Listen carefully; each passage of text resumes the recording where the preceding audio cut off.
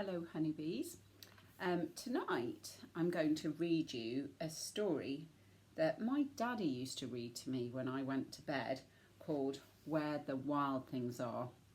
So I thought I'd read it to you in my pyjamas because that's what I used to be wearing when my daddy used to read it to me. So Where the Wild Things Are.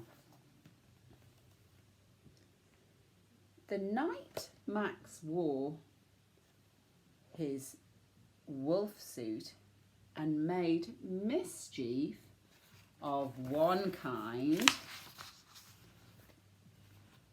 and another,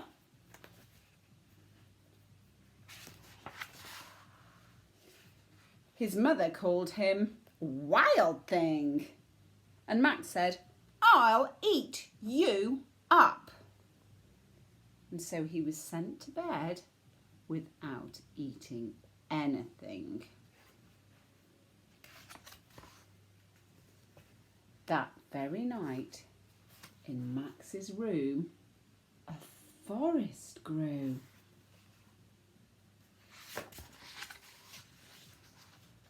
And grew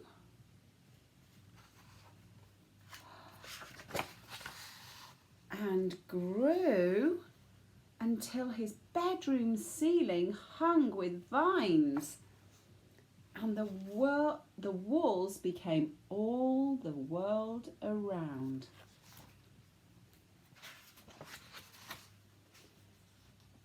And an ocean tumbled by with a private boat for Max. And he sailed off through the night and the day.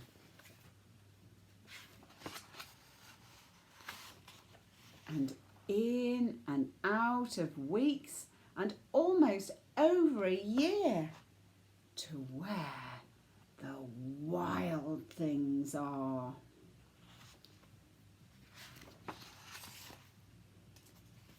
And when he came to the place where the wild things are, they roared their terrible roars and gnashed their terrible teeth and rolled their terrible eyes and showed their terrible claws.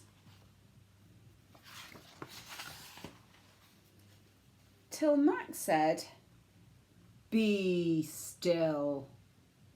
And he tamed them with a magic trick of staring into all their yellow eyes without blinking once. And they were frightened, and they called him the most wild thing of all.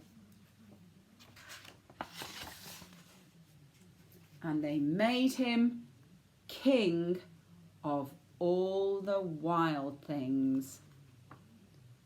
"And now," cried Max, "let the wild rumpus start." I'm going to show you them all dancing. And you know, one of the reasons Mrs. Shrimpton loves this book is because if you look really closely at the pictures, it's not painted pictures, it's mark making like you've all learnt to do. So every single picture is mark making. And when we get back to honeybees, maybe I'll give you a picture of the wild things and we can do some mark making. There they are again. There's Max hanging in the trees with the wild things. And all of it, if you look really closely, is beautiful mark making like you all know how to do. There he is again. This is why I love this book so much. There are so many beautiful pictures in it of the wild things. "Now stop," Max said, and sent the wild things off to bed without their supper. And Max, the king of all wild things, was lonely and wanted to be where someone loved him best of all. Then all around, from far away, across the world, he smelled good things to eat, and he gave up being king of where the wild things are. But the wild things cried, "Oh, please don't go. We'll eat you up. We love you so." And Max said, "No." The wild things roared their terrible roars and gnashed their terrible teeth and rolled their terrible eyes and showed their terrible claws. But Max stepped into his private boat and waved goodbye and sailed back over a year and in and out of weeks and through a day.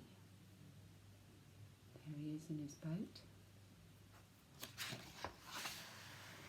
And into the night of his very own room, where he found his supper waiting for him. Can you see it? His mummy's put it on the table for him. And it was still hot. I love that story because I love all the wild things that he meets, and I really love the fact that the illustrator, can you remember the person that draws the pictures in the book? The illustrator hasn't painted or coloured in the pictures. They've used tiny marks and done mark making, just how my lovely honeybees know how to do. Maybe you could do some mark making on your pictures instead of colouring it in and wow your grown-ups. Okay, honeybees, I will see you again with another story very soon. Bye-bye.